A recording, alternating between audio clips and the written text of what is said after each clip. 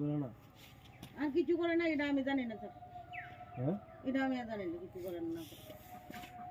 আগে কতদিন চেন্নাই আসলো? গত পরশুদিন আমরা নির্মল গেছি 1 তারিখ। আমরা সকালবেলা পরিবার নিয়ে বাচ্চা কাচ্চা নিয়ে পিকনিক গেছি। ওই সময়ের ভিতরে শুনতেছি আইসির আমার গালিগালা করতেছে।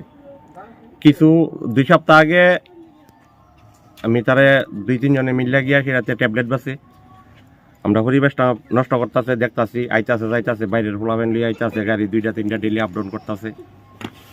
তারে গিয়া সেরা কিছু 2 সপ্তাহ আগে গিয়া সেরা কইছি তুই ট্যাবলেট বেচা বন্ধ কর, আমরা যে কোনো ব্যাপারে প্রমাণ পাইছি তোরা আজকে জানাই দিতে আসি। এরপরে তো কোনো শুধরাইছে না, তার ব্যবসাতে করতেছে। 1 তারিখ আমরা নির্মল গেছি পরিবার নিয়ে। ওইখানে থেকে আইতে আইতে আমরা রাত্রে প্রায় 9টা 9:30 বাজে। এই সময় আমি আমার শ্বশুর বাড়িতে আইছি নির্মল থেকে। এর সময় আমার একটা ফোন গেছে তারা ভাই নাকি আক্রমণ করছে। এরপরে দেলোয়ার হোসেনের বউ মহিলা গিয়া সেরা কি না আমরা নাকি তারা ভাই আক্রমণ করছি। আসলে সত্য কথা হইল তারা যে ব্যবসায়িক লোকরা যে গাড়ির ব্যবসা কোটার মানুষ যে আইয়েরা খাইতে আইয়ে তারা দরবার হয়েছে। এই ক্ষেত্রে নিয়ে সেটা আমরা 2 জন রূপশীল দেবশীলের নামে গিয়া সেটা তারা কেস করছে মহিলা।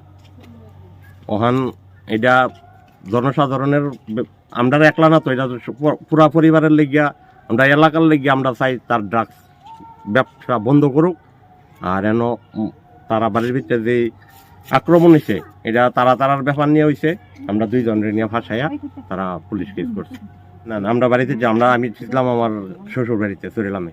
হ্যাঁ, প্রমাণ দিয়ে আমরা তদন্ত বিচার করুক। সেটা আমরা সবাই মিলে গ্রামের পরিবার সবাই যে আপন মামার তো বউ দেলোয়ারও আপন মামার তো ছোট ভাইয়ের বউ, এরও প্রায় সময় তুমি